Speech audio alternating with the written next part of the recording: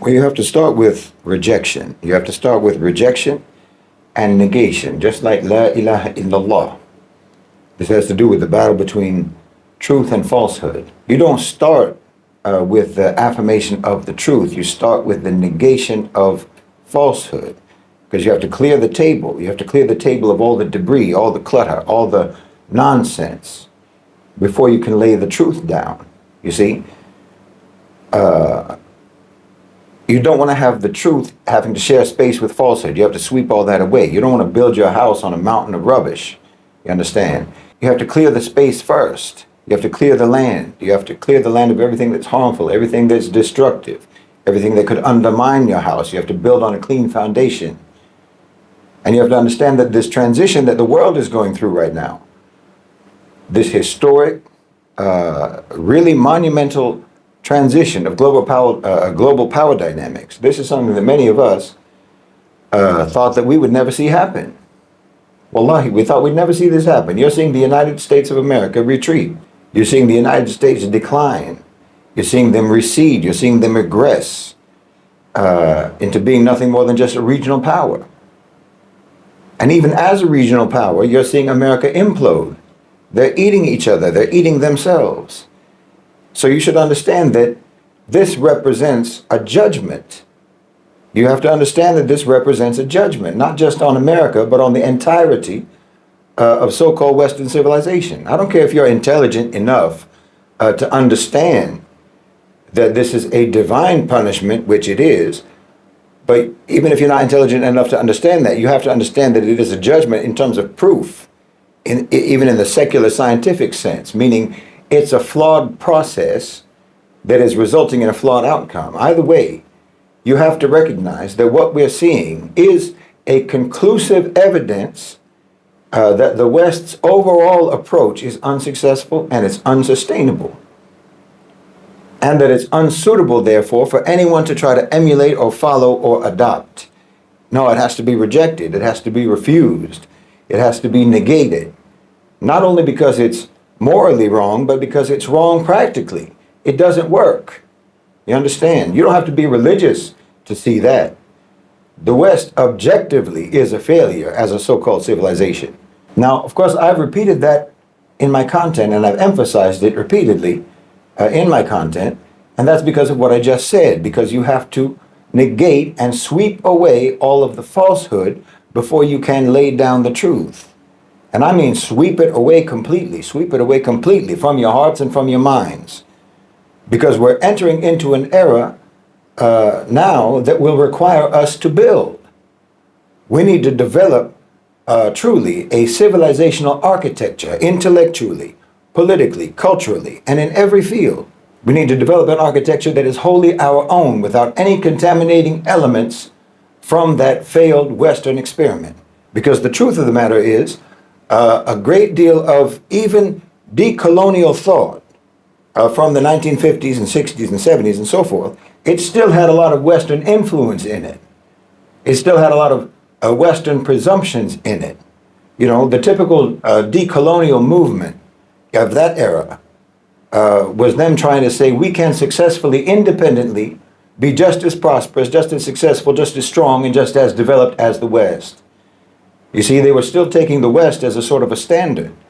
They were still using Western measurements to determine the success of their society. They were still using Western measurements of value. They were still acquiescing, knowingly or unknowingly, to Western understanding. And I don't think that that should be allowed in our thinking whatsoever as we move forward. This, again, is why we talk about at Middle Nation epistemological sovereignty. I don't think you understand how much work we have ahead of us. In my opinion, from the rise of Western dominance until today, well, that whole period has been almost a complete wash. Wallahi, humanity's time has been wasted. The West was a pretender to the throne. They were an imposter, a false messiah, if you will. They've been lying the whole time. And it's time that we admit that fact. We have to recognize that fact, that somehow a complete fraud was able to rise to the top position like someone with, false credentials, becoming a CEO or something with fake certificates, like they have fake diplomas. and they ran that company into the ground. But now you're still watching their TED Talks about how to run a company. No, they wasted our time. And I mean, every field of knowledge has to be audited.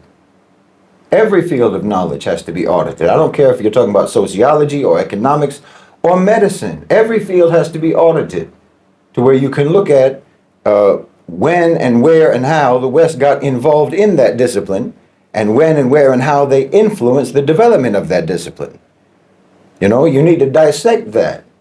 You need to try to extract that influence piece by piece, because I'm telling you, whatever they added to it, they warped the development of that discipline. They contaminated that discipline. They contaminated that field of knowledge, that pursuit, and they ran it off the rails until it became something that it never should have been, most likely.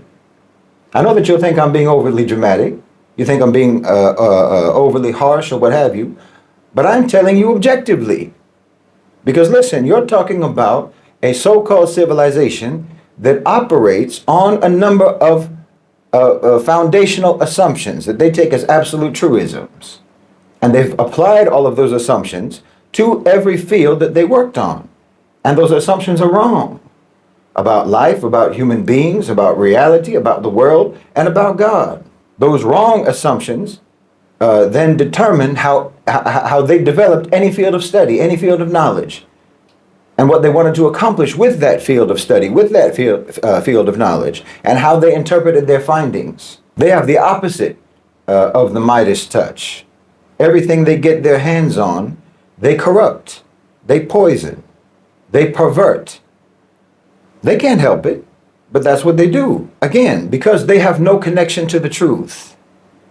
All they have are these nihilistic, predatory assumptions about the meaning of life and the purpose of life, and that inevitably, unavoidably skews the trajectory of everything that they try to do, everything that they try to study, everything that they try to pursue.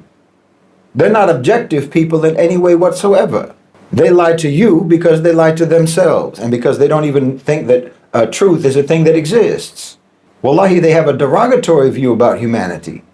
And that derogatory view infects the way that they approach knowledge, the way that they approach any field of study. So we need to sweep all of that off the table.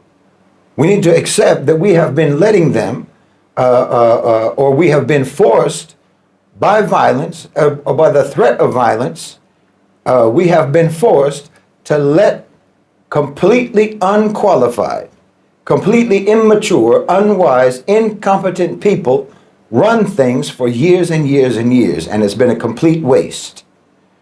The world has nothing to show for it. Wallahi, we've got nothing to show for it after all this time. And don't tell me technology.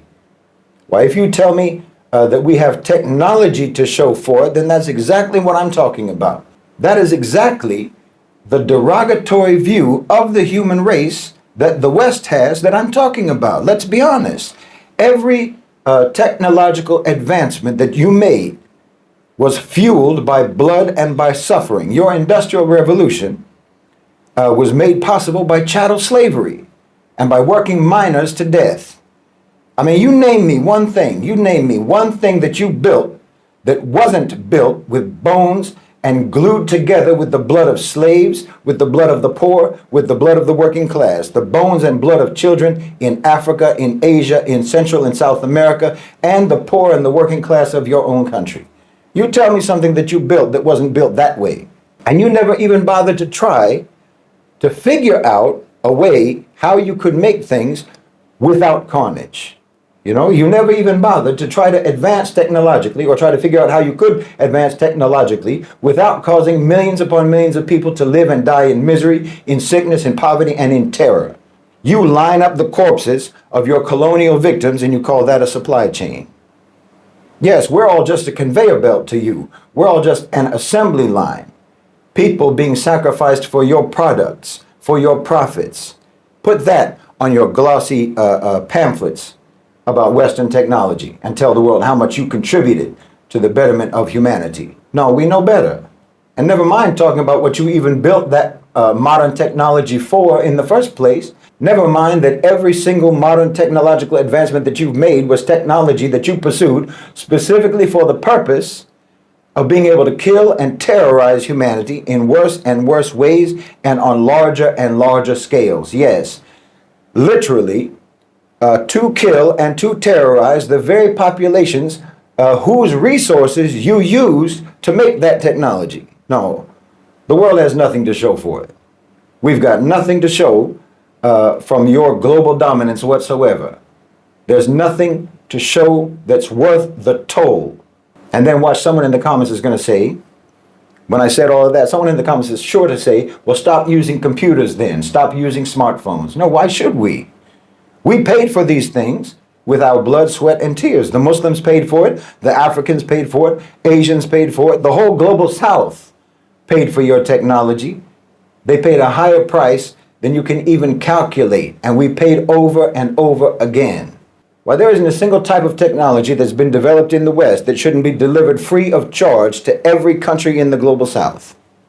But what do?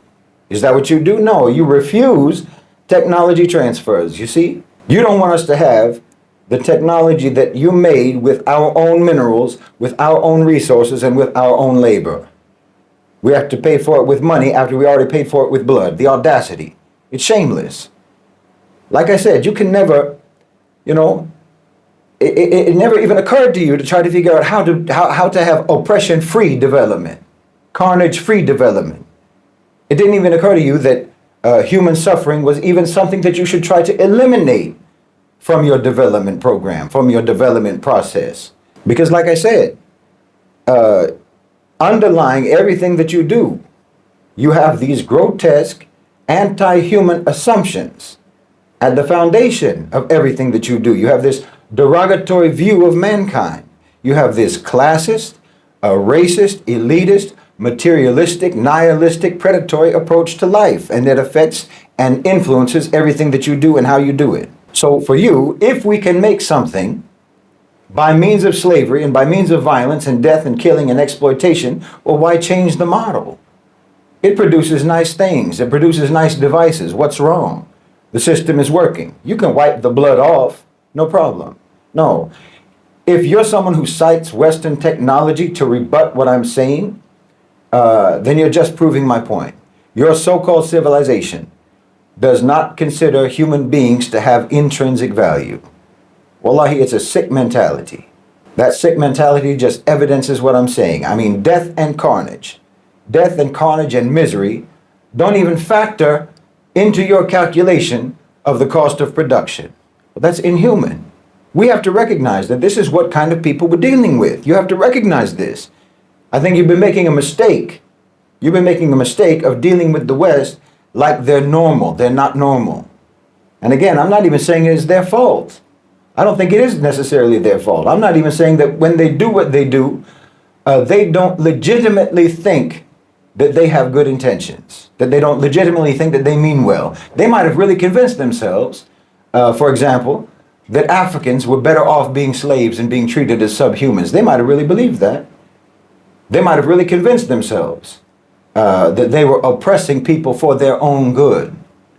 Just like someone who actually thinks that an iPhone is valuable and important enough to justify pillage and violence in Africa, for example, to extract minerals.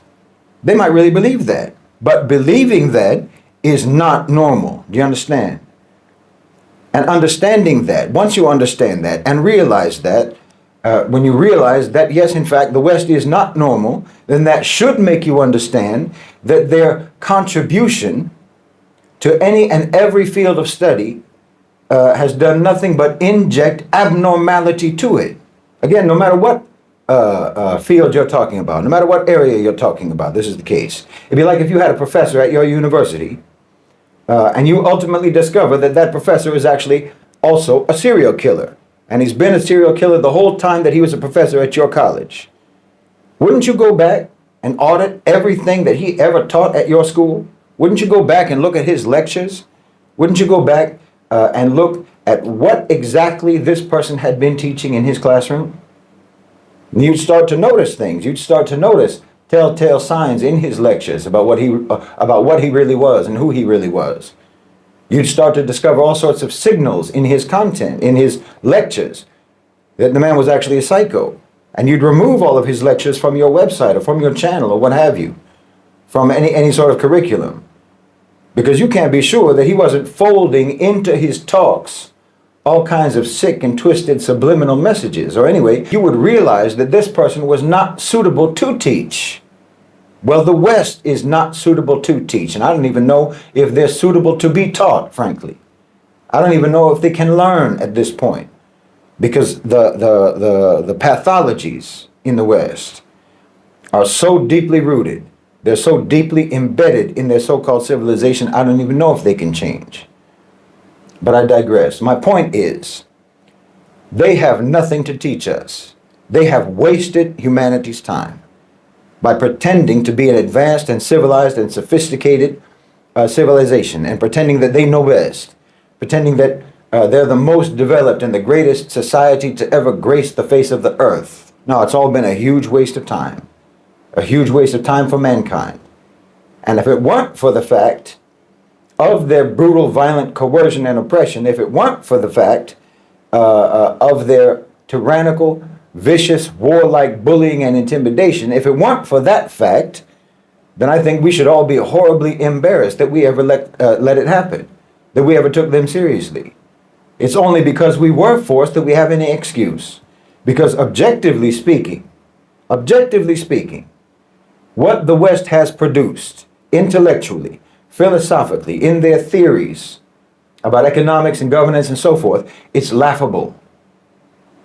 It's laughable and it's comedic, not just in terms of how rudimentary it is and how simplistic it is, but in how flagrantly hypocritical they are about it. Their talk is very high, but their behavior is the lowest of the low. So they've been actually demonstrating to you from day one, they've been demonstrating to you that they don't even believe in anything that they say. While there is no example in history of them ever living up to their word, ever.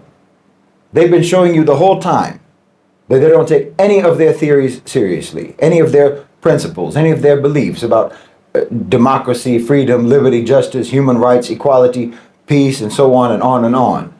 They have never walked that talk, not even once. They've been showing the whole world the entire time that they don't take any of that seriously, that they don't mean any of that, and they never have. And if it weren't for the fact that the rest of the world had in fact had an American gun to their head, I don't think anyone would have ever pretended that America did mean any of that. Because everyone has experienced for themselves, everyone has experienced what America really believes in. Everyone has suffered what America really believes in. Everyone has felt the sting of American violence. And frankly, it's a shame upon all of us that we ever let them even keep talking. Or anyway, it would be a shame if it wasn't for that American gun that's pointed at us, telling us to go along with it, threatening us if we don't. Because you are observably, objectively hypocrites and liars, and it isn't even subtle. So now the good news is that America is in decline, and they are in withdrawal from the global stage. That's the good news. So now we have to build a global order that makes sense. We have to build a global order that is worthy of us and of which we are worthy. And that's the civilizational architecture building that I'm talking about. So moving forward, like I said, the first thing you have to do is clear that table off. The first step is removing the falsehood. And then the immediate step after that, the very next step, is sealing that falsehood off from our discourse, containing it, isolating it, and exiling it from our hearts and minds and conversations. Close yourself off from it. And here I'm literally talking about us as individuals. I'm not even talking about societies on a civilizational level or what have you. I'm talking about everyone. Each person, every single person who wants to participate or who wants to contribute to helping to build the civilization that will be our future, well, each person needs to have the discipline to break all the bad habits that we let ourselves develop. The bad habits intellectually, especially online. Bad habits like, for example, passive consumption of information from anyone and everyone without any critical scrutiny whatsoever. You know, time-wasting habits, the habit of arguing with fools, the habit of pretending that expertise and ignorance are both equally valid. Both are equally deserving of our time and our attention, and both equally deserve to be listened to. No, you have to seal yourselves off from pointless things, from pointless debates, from time-killing quasi-intellectual rubbish, regurgitation of prepackaged talking points from the right or from the left, binary thinking, and so on. These are all intellectually destructive habits that we've picked up from the West, and we need detox.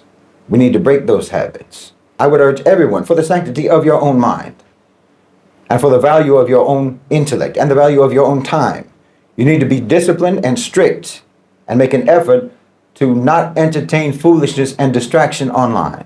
Mute all the nonsense chatter. Study, research, read, think, discuss with people at your same level of knowledge or higher only. Only your level or higher, only. Everyone should think of themselves today as members of a founding generation. You're the founders of what will be the civilization of your children and your grandchildren. The rest of the 21st century and the next century.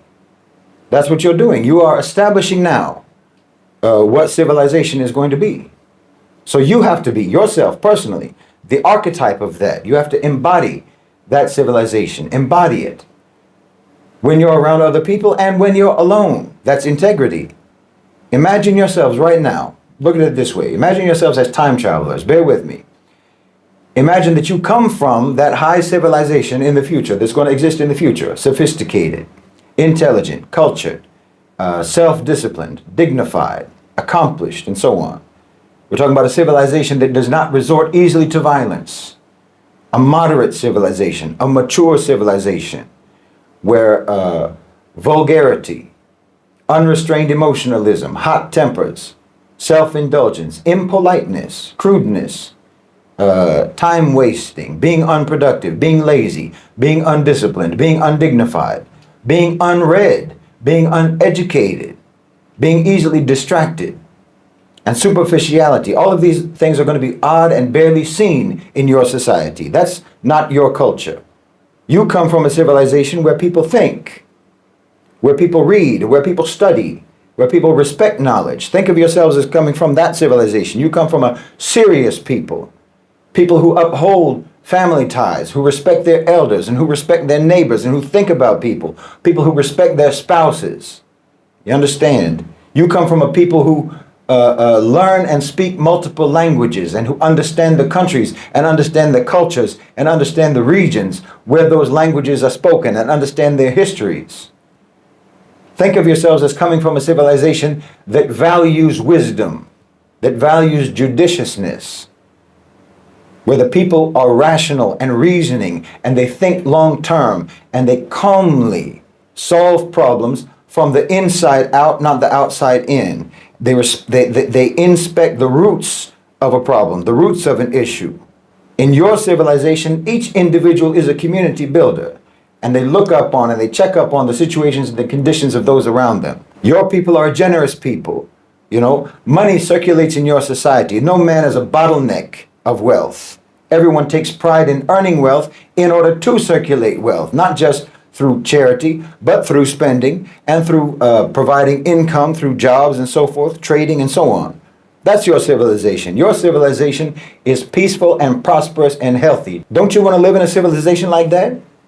Well, then act like you come from a civilization like that and build it man by man, woman by woman, family by family, because that's what you are doing.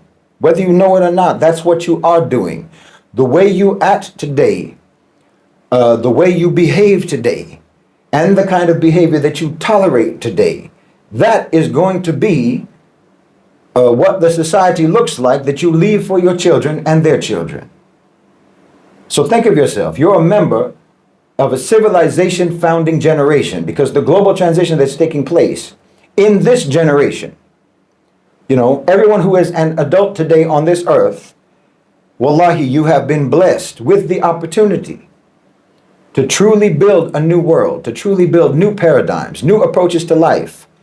So you have to embody the civilization that you want to live in, the civilization that you want your children to live in. I'm telling you, I may not see it. I may not live to see this. But if you are relatively young, you will see it. And inshallah, bi'idhnillah, my children will see it. You're going to see Bilad Sham, Palestine, Lebanon, Syria, prosperous and stable and dynamic. You know, imagine you'll be able to travel, inshallah, from Al-Quds to Damascus to Tehran, city after city, land after land. Each one is going to be vibrant and prosperous and peaceful. And you'll be able to do that with a visa that covers the whole region, inshallah, bi'idhnillah. You'll see it. I promise you, you'll see it. You have to negate everything and reject everything and every way of thinking that comes from the people who have been preventing this from happening our whole lives. Wallahi, there's no good in it. There's no good in their way of thinking. There's no good in their mentality, and no good can come from their mentality.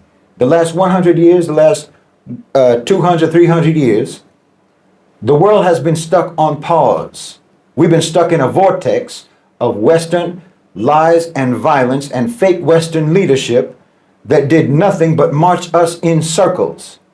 There's been no civilizational progress, no real intellectual advancement, certainly no moral refinement, no evolution, no development. The human race is not better than it was before. It's not better and more dignified than it was before all this great Western leadership. No, they dragged us through the mud. They made us collectively worse, less intelligent, less honorable, less decent, less righteous, less serious, less responsible, less brave, less fair, and less moral. That's what we got from the West's leadership. That's what we got from their dominance. They brought us down as a species, and there's no denying it.